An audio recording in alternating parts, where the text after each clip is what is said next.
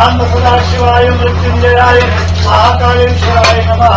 तदिष्टानं समर्पयामि। तदिष्टानास्तेन सुधोदकष्टानं आत्मन्यं समर्पयामि। सकलपूजार्थे गन्धाक्षतपुष्पं समर्पयामि।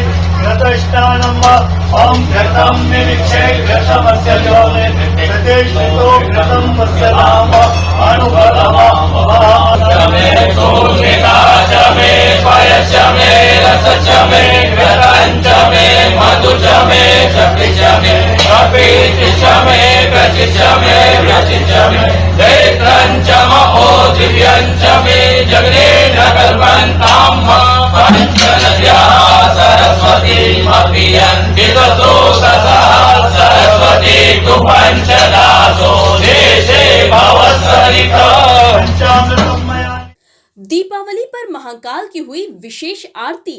तड़के 4 बजे मंदिर के पट खोले गए और भगवान की भस्म आरती की शुरुआत की गई। चतुर्दशी और अमावस्या तिथि एक ही दिन होने से ये दिन कुछ खास बन गया। सुबह भस्म आरती के पहले महाकाल का पंचामृत अभिषेक किया गया। रूप चतुर्दशी होने के कारण पुजारी परिवार की महिलाओं ने भगवान का रूप निखारने के लिए उन्हें उबटन लगाया और कपूर आरती की। इसके बाद भगवान का मनोहारी श्रृंगार कर नए वस्त्र और आभूषण धारण करवाए गए। भगवान को भस्म अर्पित करने के बाद आरती की गई। दीपावली होने के चलते भगवान की आरती फुलझड़ी से भी की गई। दीप पर्व पर बाबा महाकाल को अन्नकूट का भोग भी लगाया गया।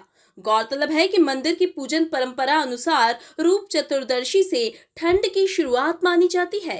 इसीलिए भगवान महाकाल को गर्म जल से स्नान कराने का क्रम भी आज से शुरू हो जाता है, जो फाल्गुन पूर्णिमा यानी होली तक चलता है। महेश शर्मा पुजारी ने जानकारी दी।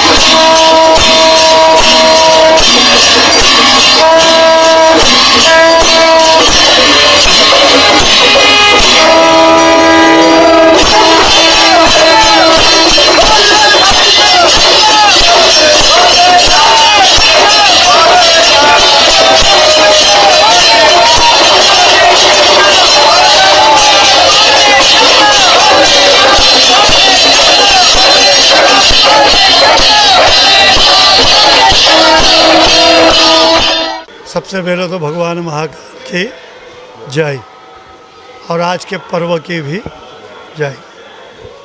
भगवान महाकालेश्वर हमारे अवंतिका के एक राजा हैं और राजा होने के लिए उनकी कई परंपरा है पूरे वर्ष भर। इसी के अंतर्गत भगवान का आज रूप चौदस पर्व, दीपावली पर्व और रूप चौदस पर्व दोनों ही सम्मिलित मनाए गए हैं। भगवान महाकाल की जिस प्रकार नित्य भस्म आरती होती है वो नित्य भस्म आरती तो होती ही है, लेकिन आज पर्व था तो पर्व में भगवान का विशेष पंचामृत पूजन, सभी फलों के रसों से स्नान और सबसे महत्वपूर्ण ये है कि रूप चौदस के दिन जिस प्रकार से बच्चों के रूप निखारे जाते हैं, उनको घर में माताएं उपटन वगैरह लगाती है। ऐसे ही भगवान महाकाल को भी उपटन लगाया गया है। भगवान महाकाल को उपटन से भगवान को मला गया है, उनको स्नान कराए गए हैं। उसमें सभी सुगंधित द्रव्य होते हैं और ये वर्ष में एक बार ही रूप चौदस पर्व पर ही ये पर्व और ये परंपरा मनाई जाती है। परिवार जो महिलाएं होती है जिन्होंने ये आज भगवान का रूप निखारा है, वो पुजारी परिवार से होती हैं और पुजारी ही परिवार की ये उपटन लगाती है। भगवान महाकाल हम पुजारी परिवारों के आराध्य भी हैं। हमारे बुजुर्ग के रूप में हमारे वो बड़े भी हैं, हमारे इष्ट भी हैं, मित्र भी हैं और बाल स्वरूप भी उनको मान के आज उपटन लगाया और आरती, कर्पूर आरती महिलाओं के द्वारा की गई। ये एक परंपरा है। साथ ही अभी भगवान की श्रृंगार होगा भव्य, और श्रृंगार के साथ ही भगवान का जो भोग है जिसको अन्नकूट कहा जाता है, सबसे पहले महाकालेश्वर मंदिर में ही बनाया जाता है। महाकालेश्वर मंदिर में ही प्रथम अन्नकूट भोग होता है, ये रूप चौदस। उसके बाद सारे नगर में अन्नकूट पर्व मनाए जाते हैं। आज अन्नकूट पर्व भी मनाया गया। कई प्रकार के व्यंजन का भोग भगवान को लगाया गया है और भगवान की जो भस्म पूजन और आरती है वो आज दिव्य आरती की गई, जो मंगला आरती के रूप में भी कहलाती है और भस्म आरती के रूप में भी इसको माना जाता है। इसलिए भव्य आरती संपन्न होती है। दीपावली पर्व जिस तरीके से यहाँ की परंपरा है उस तरीके से पर्व को मना रहे हैं और मनाया है। आरती, पूजन, भोग इत्यादि सभी किए हैं। साथ ही दीप महोत्सव का बड़ा महत्व है। दीपक भी भगवान को लगाए जाएंगे और लगाते हैं। सांध्य काल में अमावस्या का पर्व रहेगा और महालक्ष्मी पूजा होगी, और सांध्य काल में भी भगवान को दीप महोत्सव मनाएंगे बड़ी धूमधाम से। और प्रातः काल में फुलझड़ी लगाकर भगवान को, जो परंपरा है उस परंपरा के अनुसार एक फुलझड़ी जलाकर दीप महोत्सव का पर्व भी मनाएंगे। महाकाल को उपटन लगा के मन को बहुत सुकून मिला है। स्पर्श करने का ही बहुत बड़ा सौभाग्य है। बाबा के यहाँ चौखट पे आना ही बहुत बड़ी खुशी की बात है हमारे लिए। और यह अवसर हमको हर तीसरे साल मिलता है। भस्म आरती का रहता है तो, और सौभाग्यवती महिलाएं उपटन लगाती है। यह उपटन केसर से, चंदन से, हल्दी से, सुगंधित पदार्थों से तैयार किया जाता है और बाबा को लगाया जाता है। हम दीपावली के पर्व की शुरुआत आकर के सबसे पहले बाबा के दर्शन करते हैं। जो थोड़ा बहुत घरों में प्रसाद वगैरह बनाते हैं वो थोड़ा थोड़ा अंदर पहुंचा देते हैं और बाबा के दर्शन करते हैं। और पंचामृत वगैरह जो भी सामग्री रहती है वो सब हम लोग बाबा को अर्पण करते हैं।